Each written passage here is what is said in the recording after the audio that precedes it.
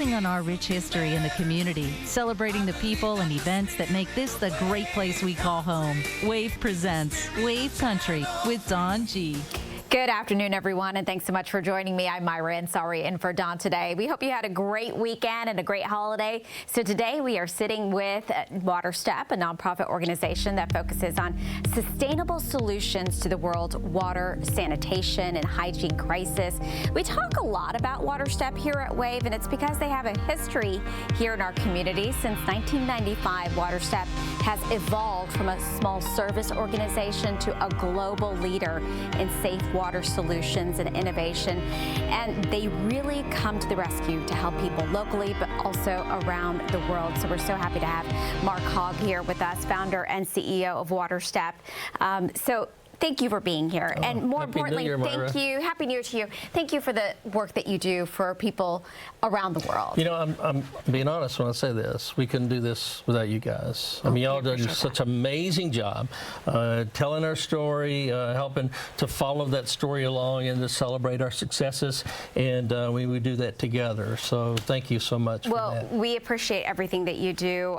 The work that you do has touched so many lives. Mark, tell us about WaterStep. I'm sure when you started this many years ago, you did not maybe think that it was going to evolve into something so huge. Absolutely not. My wife is here, Marcia, and in 1995 we started this nonprofit in the hopes that that we could do something amazing, and water would be a part of that component. For me, in 1983, I got to be in West Africa working on a dam, and I really got to live in the middle of nowhere, just south of the Sahara Desert, and just see all the issues around water and know people that died as a result of waterborne illness, especially children, and it was heart-wrenching, and put something in my brain that maybe someday we could do something about that.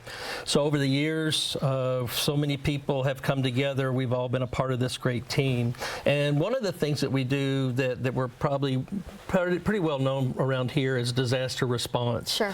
And we can talk about that a little bit. We've done a lot of work just recently in Asheville, and that's still going on. We found out this morning there's a lot of work with our water units that are still happening there.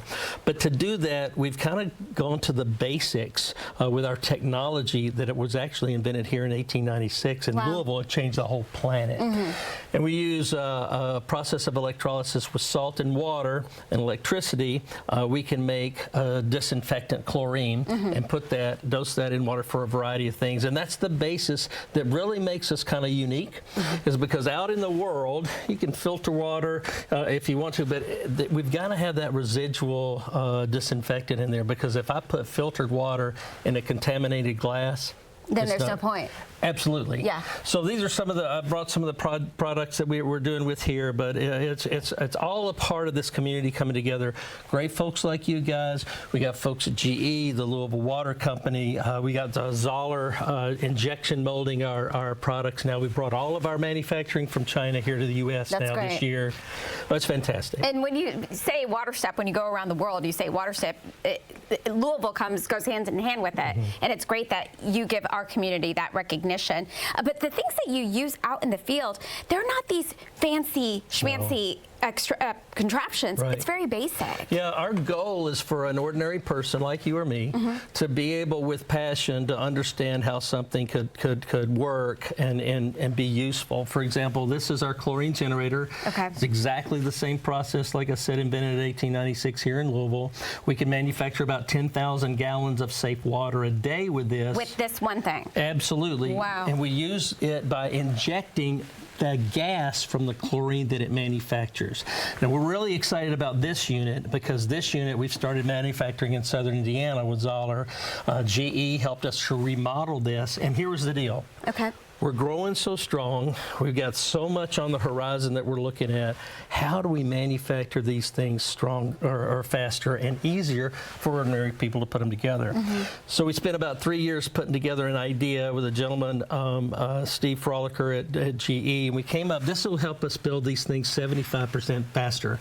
So we can start pumping these things out, because we've gotten a relationship with the largest healthcare organization in the Congo called Sanru, and they help about 80 million people a year in just the Congo.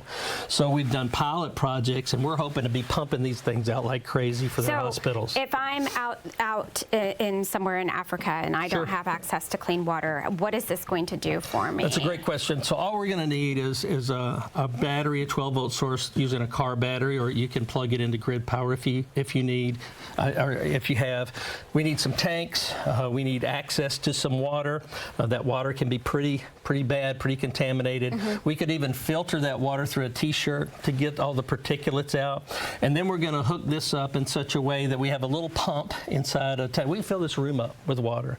Put that little pump in here, and it's going to start circulating water through this unit, and it will pull the chlorine. We're going to manufacture chlorine. It's going to pull the gas off, and it will stir in this room and make it safe to drink. And you can do that anywhere in the world. When you don't have access to clean water to drink, to bathe in, to cook with, what happens, Mark? I get sick. I get diarrhea, which is the greatest killer. I get too weak to take care of my family. I may not be able to go to school. We were at a school years ago, and I was in the principal's office, and I said, "Is this really helping with your attendance?"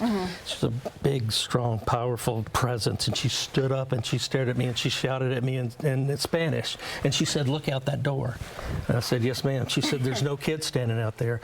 I said, "No, ma'am." She says, "There's usually about 100 kids standing out there every day because they got to go home because they're sick." And we don't have that anymore. That's great. So those kinds of things are what we really live on, is that extra oomph that you get in life by being able to have access to safe water. And for us, that has really built a passion to create health. We believe water is health care. So what are some of the other things that we can do with that? With our chlorine generator, it has some byproducts that we can use, and we've come up with some other ideas. We were invited to help with a Ebola crisis in Liberia years ago. So we came up with this contraption. It's really the same science. This is kind of the sister to that. We don't pull the gas off, but in about an hour, we can create a very strong disinfectant. I can sterilize medical instruments with this. Wow. I can put this on fecal matter. I can put it on bloodborne pathogens, et cetera, et cetera. And this unit over here that I brought is the hand washing station that we created for those hospitals in the Congo, because you and I may be working in a clinic. Well, our hands, maybe you've caught a baby. Over here, I'm stitching up somebody. This guy's got a bad cough and there's phlegm everywhere. We're just rinsing our hands off in a basin. And that's what they were doing in the Congo. We brought all this technology. We brought that unit there. They sprinkled them around the entire clinic. Wow. They're washing their hands with a reduced solution of this and sanitizing their hands. It changed everything. Yes, ma'am. Absolutely. And you know, when we talk about this, so much of what you all do is caring for your neighbors, caring for strangers. People may think, well, why do I need to care about what's happening thousands and thousands of miles away? But we do need to care. Yes, and if anything that we learned, I think, from the COVID pandemic and the crisis, is how quickly and easily our world is connected, and how quickly things can fall down when we don't take care of things, right? You know, and I love what you're saying. We want to be good neighbors. Sometimes I don't know how. I need to, I want to do something really big and good and sustainable, but I'm not sure how.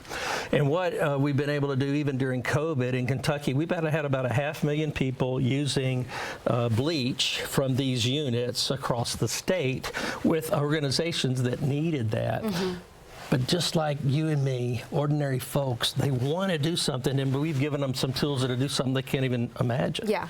So, and you've been talking about like Ebola, all these things. This is something that, as an outbreak has happened, these things can spread quickly around the world if the basics of sanitation are not involved in day-to-day lifestyle care. Okay. So there's so much more to talk about with Mark about the work that you all do with WaterStep, and we're going to continue to talk about it. You heard him talk about Asheville. You've heard him talk about Africa. Africa, the Congo, but your work, you do so much work here in the States as well in helping communities. If you have time, go to WaterStep's website. That's what I did earlier today before Mark came in. I went back. I've been on it several times, but it's a great way to hear stories from people. And our Facebook page, if I can interrupt, yes, is very absolutely. powerful. There's a lot of great stuff about Asheville there. Yeah, so if you click on these videos, you're going to see how lives are changed. Read stories from mothers, from fathers about how they're, how we take so many things for granted, right? We turn on the faucet, clean water comes out. That's not the case for a lot of folks. So we're going to talk more about your work here in the U.S. So don't go anywhere. We'll be right back. Excited to be here. It's awesome. Thank you. Well, sometimes when really bad things happen to us or our neighbors, there's good that comes out of it too. And the good comes from the work that WaterStep does in our community. Today, Mark Hogg from WaterStep is here telling us about the great achievements, the things that you have accomplished over the years and helping people get access to clean water around the world. But you all helped a lot in Asheville. Still are. When they had to deal with this latest tragedy there. It's crazy. We're always looking for how we can help, and we try not to ever just show up because we don't be part of the problem. Everybody's scrambling around trying to figure out where to put you. But we had a contact, and we went down there. We found a firehouse. They had a field in there, and we said, hey, we could put a safe water station here. And so they said, okay. So it was on this main drag. There were lots of people that came by, and the thing was, okay, how are we going to make this sustainable? We've got to have, and that's our goal everywhere we go. How do we make this sustainable? It's like you were saying earlier, ordinary people, how can we get them just to know that they can do this? So we had a chance to start training some people, and there were two neighborhoods on either side of this community, and there was a creek going through the field, and they were actually 5-gallon buckets. People were coming there all the time. They were just grabbing buckets of water to flush their toilets, and some people were drinking the water right out of the creek. So we pulled water out of the creek. We filtered and treated that water, and we set up these water stations. But here's the kicker, and you were talking about this earlier, that's what I love, is we taught some folks in the neighborhood, and there's some great stories on our Facebook page. There's an interview with a gentleman named Keith Krebs just, I don't know, a few posts ago. It's a wonderful interview. But Keith got jazzed. He taught some of his folks, and all of a sudden we got about a team of 25 or 30 people that are manning these stations. And at that site, we had 3 large, probably 3,000 or 4,000 gallon tanks, 2 of our pillow tanks that are about, that was about 2,500 gallons. So people were coming. They were bringing their trucks. They brought huge tanks. We had one guy that was had a shower trailer set up for homeless people. Oh, wow. He'd come twice a day, fill his tanks up in the shower trailer, and head into downtown Asheville. There was nowhere you could get large amounts of safe water. Just nowhere. It was just wonderful seeing that happen. And refresh our memory, what unfolded in Asheville that you all went to go help with, and other instances across the country where you all have responded? Well, we had the honor to work with so many people in western Kentucky with the tornadoes, eastern Kentucky with the floods. So in Asheville, they had this unique hurricane situation that came in so far and really just obliterated some of these areas. There was a place not far where we have had some work done in Swannanoa. So Swannanoa is just above Asheville. So they had this torrential rains. The river next to the city froze up. Wow. And if you drove by the river, everything's gone. It's just gone, vanished. And in your website, you see that video you were referencing, people literally taking water from that stream, and they were, that was what, we went back to the basics there, but this, with the equipment that you have, able to help people get access to that clean water. It really, really helped folks there. Talk to us about the Kenya Prison Project. This is really fascinating. I tell you, and I'm back to just regular folks. So there's a guy that we worked with for years. His name's Humphrey, and Humphrey has been doing water projects in Kenya forever. Humphrey's goal is for WaterStep to be a household name in Kenya, and he says he thinks he's really close to that being happening. But Humphrey goes and sees a buddy of his that was arrested, and I think he was going to be in prison for 6 months to a year. So he goes in. He's been there about a month and a half. He wants to visit him. Says, hey, well, the guy's in this horrific situation. situation. He's lost weight. He's sick. He hasn't had a bath since he's been there.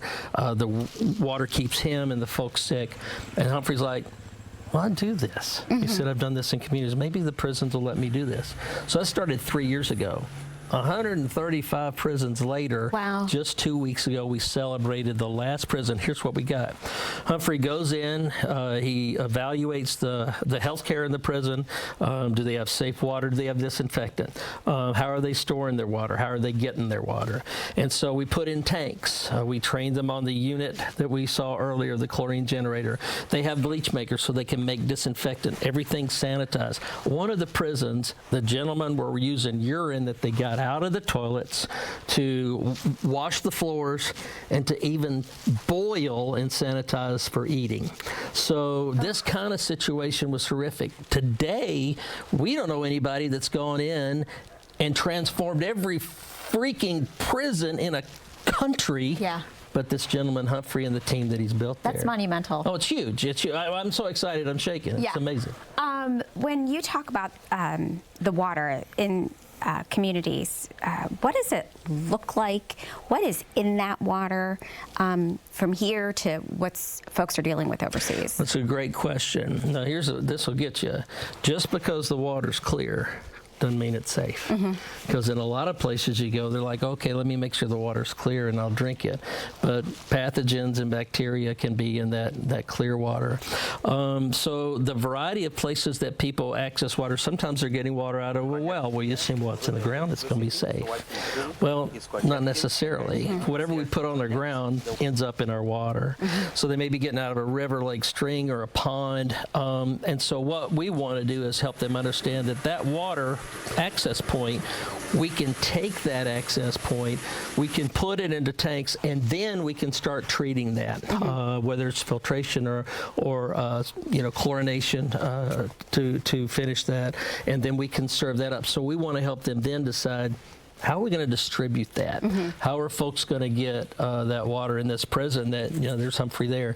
In one of these prisons, I think it's in on our Facebook.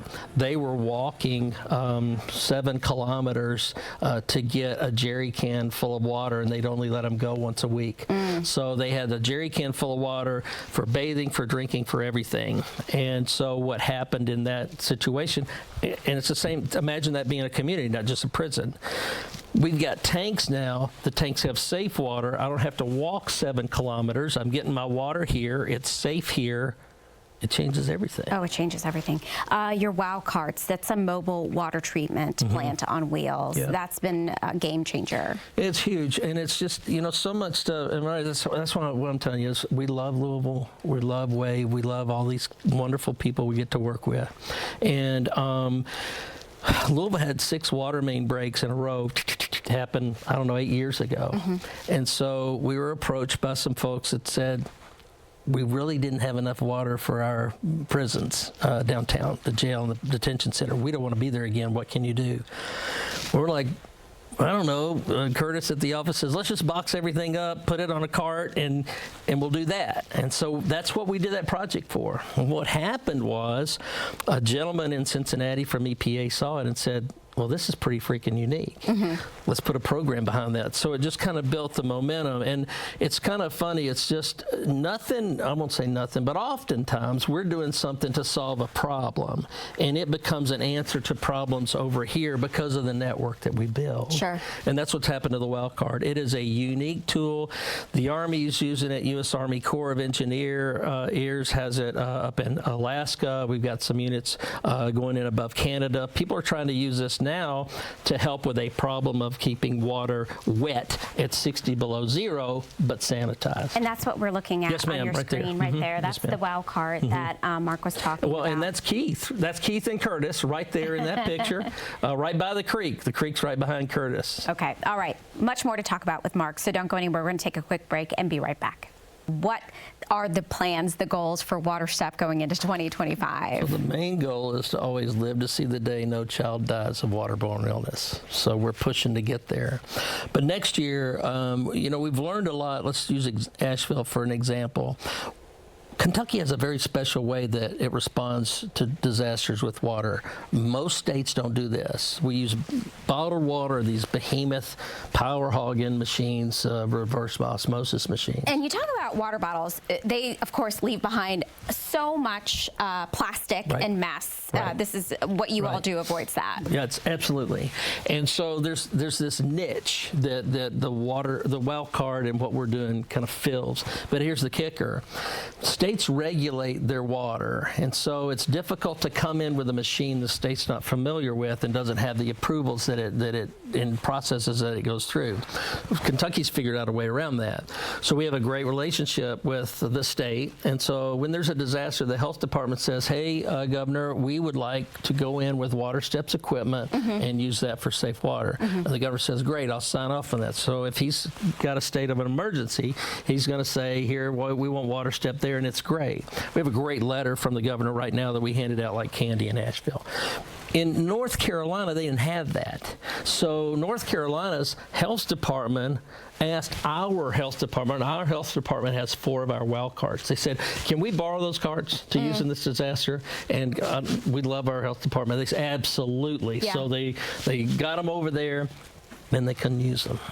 So they just sat because the state said, hey, health department, we don't know nothing about that equipment. We're in the middle of this emergency. We're not going to let that be used.